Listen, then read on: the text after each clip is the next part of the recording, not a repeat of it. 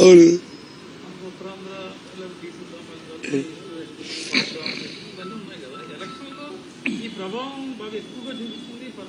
ఏ percentage వల్ల? Percentage వల్ల ఎందుకంటే నువ్వు తీసుకోవాల్సిందంటే ప్రభుత్వం వల్ల లాభాలు పొందిన వాళ్ళు ఎంత పర్సంటేజ్, జనాభాలో లేదు వాటర్స్ లో ఎంత పర్సంటేజ్ వాళ్ళు లబ్ధి పొందారు, ఇండివిజువల్ ఆర్ మల్టిపుల్. ఒక వ్యక్తికి 4-5 లాభాలు కుటుంబంలో జరుగుతున్న పిల్లవాడు బ్రహ్మాండం చదువుకుంటున్నప్పుడు, పిల్లవాడికి వచ్చి ఒక మంచి ఆరోగ్యశ్రీ నిందర జరిగినప్పుడు, పిల్లవాడికి వచ్చి ఒక మంచి ఉద్యోగం వచ్చినప్పుడు, ఆ పిల్లవాడికి వచ్చి ఒక అమ్మకి వచ్చి ఒక పెన్షన్ వచ్చి ఆ పిల్లవాడికి ఆదుకున్నప్పుడు, ఆ అమ్మకి ఇచ్చినప్పుడు, ఇలాంటి 10 వచ్చినప్పుడు 10లో 9 మరిచి ఒకటే మరిచి అమ్మ జ్ఞాపకం, ఆ జ్ఞాపకమే ఇంత పర్సంటేజ్. ఆ జ్ఞాపకానికి రియాక్షన్ రిఫ్లెక్షన్ పర్సంటేజ్.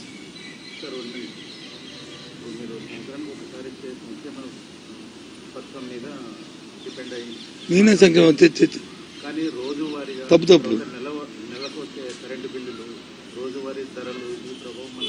తప్పు నేనేమి సంక్షేమ పథకం మీద అన్నదే, సంక్షేమ పథకం ఒకటి నేను ఆధారపడి చెప్పలేదే. ఇవాళ విద్యా వైద్యంలో జరుగుతున్న రిఫార్మ్స్ వచ్చాయి, సంక్షేమం కాదు సార్. అది దేశానికి ఎసెట్, అది రాష్ట్రానికి ఎసెట్, ఆ కుటుంబానికి పెట్టుబడి.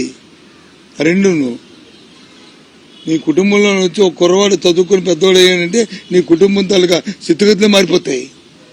దాంతో ఆ ఊర్లో ఆ కుటుంబం తాలూకా పరువే మారిపోద్ది, ఆ ఊరు తాలూకా సినరీ మారిపోద్ది, దాంతో ఆ స్టేట్ మారిపోద్ది. ఇంకో 20 సంవత్సరాలు పోయిన తర్వాత ఈ రాష్ట్రంలో దేశంలో యూపీఎస్సీ కానీ ఎనీ సెంట్రల్ ఎగ్జామ్స్ ఏది జరిగినా, కాంపిటేటివ్ జరిగినా, అయితే ఉద్యోగాలకు కానీ అడ్మిషన్ కానీ 50% ఆంధ్రప్రదేశ్ స్టూడెంట్స్ ఉంటారు.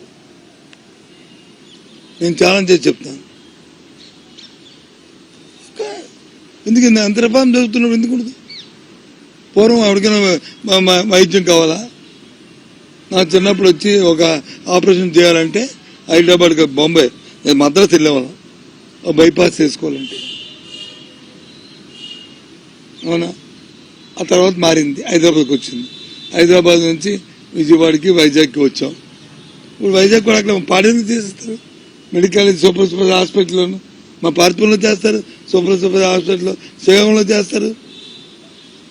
కిడ్నీ బాధితులకి అక్కడ పెద్ద హాస్పిటల్, ఎంతమంది వచ్చారో అందరూ వెళ్ళారు, దేశ విదేశాల్లో వచ్చారు.